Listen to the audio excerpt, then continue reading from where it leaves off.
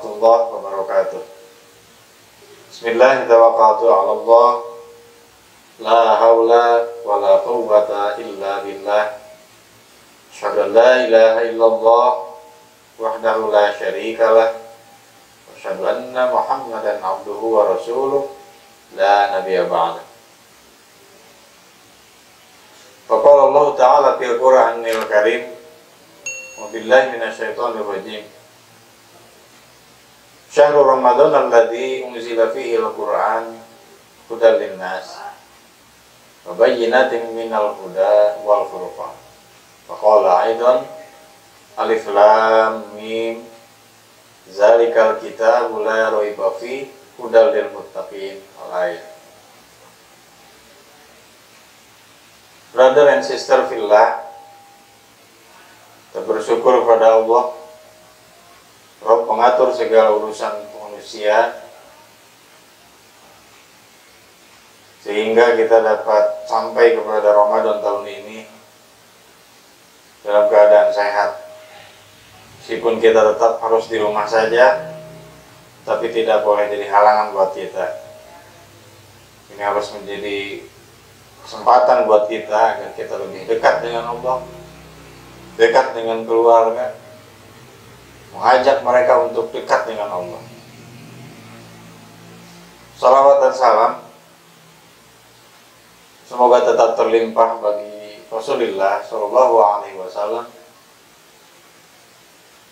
yang telah dengan sangat luar biasa memperjuangkan Islam, menyampaikan risalah hingga pelosok dunia, sampai pada akhirnya risalah itu sampai ke hadapan kita. Bulan Ramadan ini Al-Quran diturunkan. Seluruh persoalan ditentukan di bulan Ramadan ini, diatur secara terperinci tanpa terkecuali. Seluruh manusia hingga orang-orang mukmin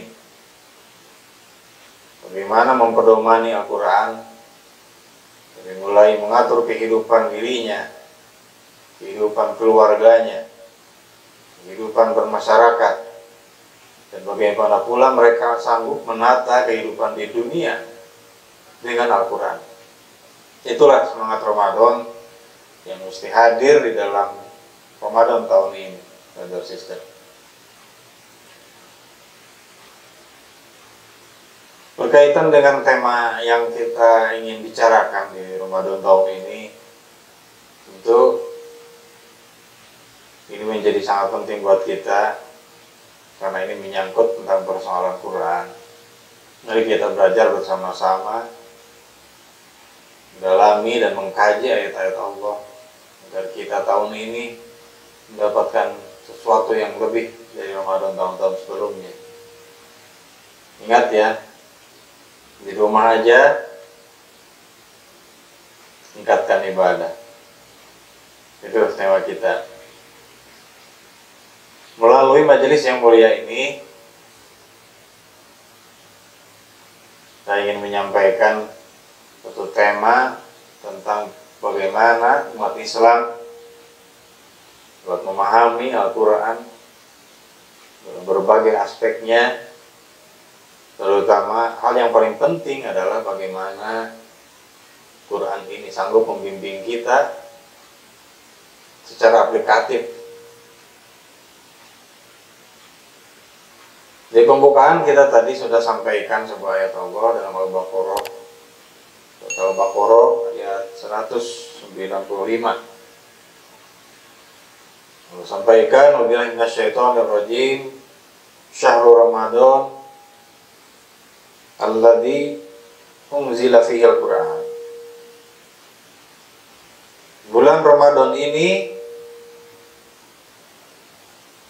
di dalamnya unzila fihi al-Qur'an, diturunkan Al-Qur'an, hudan linnas. Satu, Al-Quran adalah sebagai petunjuk manusia. Wa bayyinatin minal huda, juga penjelasan-penjelasan tentang petunjuk itu. dapat kita katakan bahwa menurut para ahli tafsir dan orang yang mendalami ilmu Al-Quran, satu metode untuk memahami satu ayat Al-Quran bisa dilakukan dengan ayat Al-Quran yang lain. Tafsirkan Quran bil Quran. Kemudian ada cara yang berikutnya menurut para ulama adalah mentafsirkan Quran bis sunnah atau bil hadis. Dua pokok pendekatan inilah yang mestinya kita jadikan rujukan dalam memahami Al-Quran. Siapapun harus memahami Al-Quran. Tidak terbatas bagi mereka yang mengetahui ilmu tentang alat-alatnya saja, ilmu tentang bahasa Arabnya saja. Tapi Al-Quran bisa dipahami dan tidak menyulitkan bagi orang-orang yang tidak mengetahui tentang ilmu-ilmu tersebut. Memahami Al-Quran bisa dilakukan dalam pendekatan kontekstualnya, tidak hanya tekstualnya saja. Sehingga dari berbagai pendekatan, mestinya kita semakin mengerti dan memahami Al-Quran itu. Selain kita secara rutin membacanya dan menjadi pahala buat kita. Brother and sister, selanjutnya di dalam ayat ini Allah juga mengatakan, selain tentang hudan dan bayyinatin minal huda, selanjutnya adalah bahwa Quran itu harus sanggup dan menjadi furqan dalam kehidupan mereka. Bahkan Al-Furqan itu menjadi nama lain, nama dari Al-Quran sendiri. Baik brother sister, bila kita ingin tahun ini bukan tahun Ramadan yang sia-sia, bagaimana Allah jelaskan di dalam ayat tadi, juga di ayat yang lainnya, di ayat yang kedua ya, surat Al-Baqarah, di mana Allah menyebut di situ tentang sikap yang harus kita ambil dengan petunjuk yang kita terima itu. Satu, Al-Quran sebagai petunjuk. Dua, penjelasan tentang Al-Quran pun ada di dalam Al-Quran itu sendiri. Tiga, Al-Quran itu sanggup menjadi furqan dalam kehidupannya. Sehingga dengan Al-Quran, manusia dapat membedakan mana kebenaran dan mana kebatilan. Nah, targetkan itu, saudara dan sister, di dalam Ramadan tahun ini. Camkan di dalam diri kita, kita baca Quran, pahami nilai-nilainya, sikapi petunjuk-petunjuknya. Jadikan Quran itu menjadi pembeda di dalam diri kita. Bukan asal beda, tapi beda yang sesuai dengan petunjuk Allah. Kadang-kadang orang yang sudah mendapati petunjuk dari Allah, kadang dipandang berbeda dari yang lainnya. Bukan asal beda dalam hal ini, tapi beda sepanjang petunjuk Allah Subhanahu wa Ta'ala di dalam Al-Quran, dan juga yang telah dicontohkan oleh Rasul-Rasulnya, terkhusus baginda Rasulullah Shallallahu Alaihi Wasallam. Sehingga dengan membawa nilai-nilai Quran ini menjadikan pribadi yang berbeda, pribadi yang lebih baik. Dengan dakwah Al-Quran, masyarakat Quraisy disulap menjadi sebuah masyarakat tauhid. Masyarakat Yasrib yang tadinya senang berpecah belah menjadi satu di bawah panji tauhid. Bahkan tidak berhenti sampai di situ. Madinah, Mekah menjadi titik awal dari penyebaran kebaikan dan tauhid ke tingkat dunia. Itulah yang menjadikan Quran ini menjadi dan membawa nilai perbedaan. Apanya yang paling harus berbeda? Ya harus berbeda. Yang tadinya jahiliyah menjadi bertauhid, gitu. Yang tadinya masyarakat yang barbar menjadi masyarakat yang tertata berdasarkan akidah Islam. Brother and sister, berhubungan dengan ini, ada satu hal yang perlu kita tegaskan di sini. Bersama-sama harus dipahami bahwa sangat penting bagi umat, bagi kita, untuk memahami suatu pendekatan yang kita sebut sebagai suatu doktrin tauhid dari Allah mengenai Quran ini. Karena dengan Al-Quran ini, manusia bisa terarah ke arah yang lebih baik di pandangan Allah. Tapi malah ada yang sebaliknya. Malah bisa jadi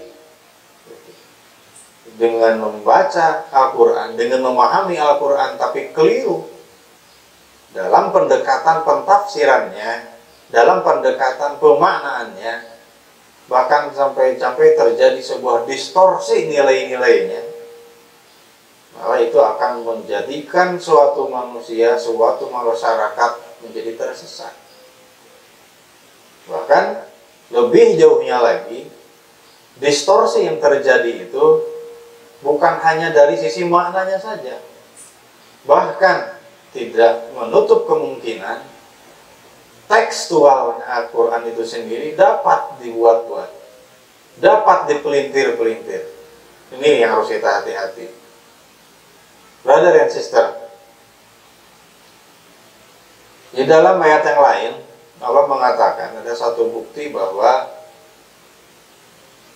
pendekatan pemahaman Al-Quran itu haruslah benar sepanjang petunjuk Allah. Tapi ingat bahwa turunnya Quran tidak bisa terlepas dari kerisalahan nubuah. Karena sejatinya Quran itu diturunkan kepada Nabi Muhammad, tidak terpisahkan. Bahkan kalau saya sebutkan di sini bahwa alasan turunnya Al-Quran itu karena kerisalahan nubuah. Setelah risalah nubuahnya hadir, Quran itu kemudian diturunkan. Misalnya kita dapati keterangan tentang ini dalam surat 57 ayat 26.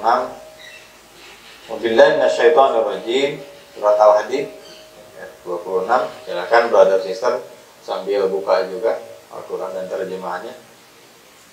Walaqad arsalna Nuhan wa Ibrahim wa ja'alna fi dzurriyyatihima an-nubuwwah wal kitaba faminhum muhtadin wa katsirun minhum fasiqun.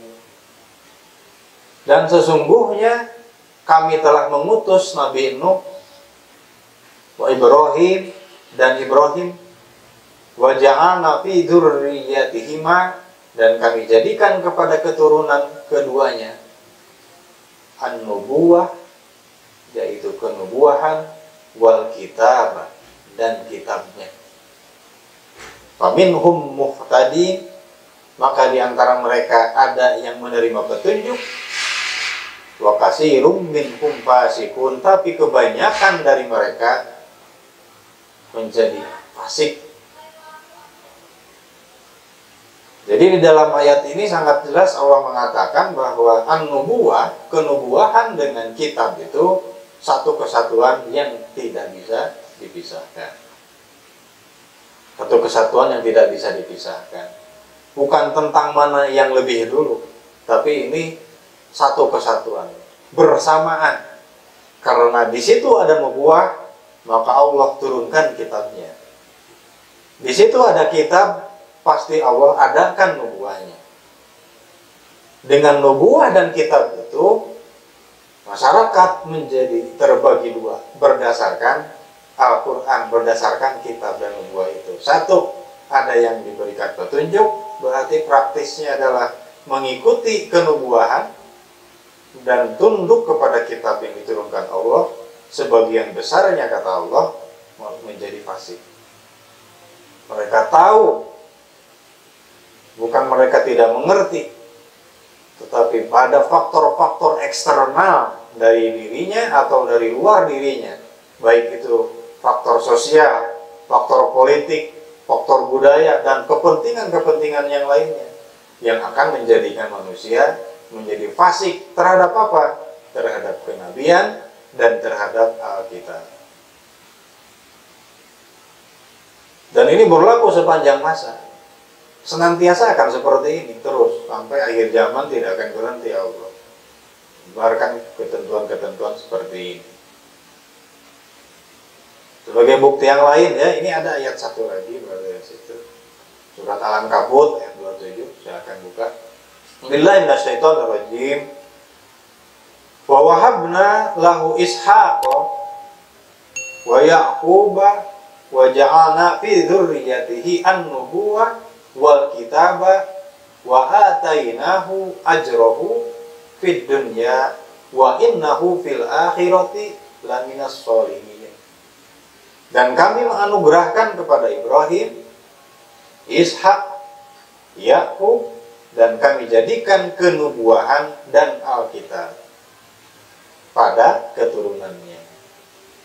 Dan kami berikan kepadanya balasan di dunia. Dan sesungguhnya dia di akhirat benar-benar termasuk orang-orang yang soleh. Jadi kesolehan itu ukurannya adalah sejauh mana mereka mengikuti kenubuahan, juga mengikuti kitab yang diturunkannya. Brother and sister fillah, baik, kita ingin memperdalam satu hal lagi, bahwa kita harus hati-hati bahwa ketika kita keliru dalam memahami dan terjadi distorsi atau penyimpangan terhadap pemahaman Al-Quran, ini mengakibatkan kita terjerumus kepada kefasikan tadi yang disebutkan. Kemudian di akhirat kita nanti akan merugi. Sebagai penutup, mari kita buka sebuah ayat dalam Al-Quran pada 17 ayat 106. Billahi minasyaitonirrajim. Bismillahirrahmanirrahim. Qur'anan faraqnahu litaqra'ahu 'alan nasi 'ala muksin wa nazzalnahu tanzila. Kami menyampaikan tentang sebuah karakteristik Al-Quran dalam aplikasinya di tengah-tengah kehidupan kita, bahwa Al-Quran di dalam ayat ini diturunkan secara berangsur-angsur. Kemudian Rasul menyampaikannya kepada seluruh manusia juga secara bertahap dan berangsur-angsur.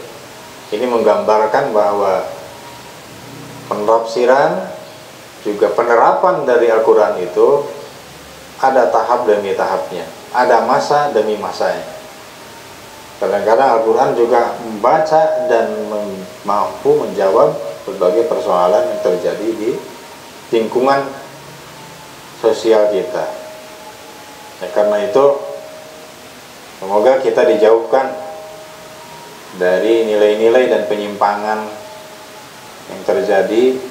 Semoga kita ditunjuki oleh Allah untuk mengikuti petunjuk-petunjuk Nabi-Nya dalam upaya penegakan Al-Quran. Juga kita menyiapkan diri untuk berbagai konsekuensi yang terjadi atas pelaksanaan Al-Quran itu sendiri. Itu baru seseorang yang memiliki target saum yang sesungguhnya. Semoga tahun ini saum kita berhasil mengantarkan kita kepada Al-Quran, cintaan kita kepada Al-Quran. Baik, bagian pertama kita selesai sampai di sini. Semoga kita bertemu di bagian berikutnya. Rabbana tulamna anfusana wa illam taghfir lana wa tarhamna lanakunanna minal khasirin. Wallahu muwaffiq ila aqwamit thoriq. Assalamualaikum warahmatullahi wabarakatuh. Tetap di rumah, tingkatkan ibadah.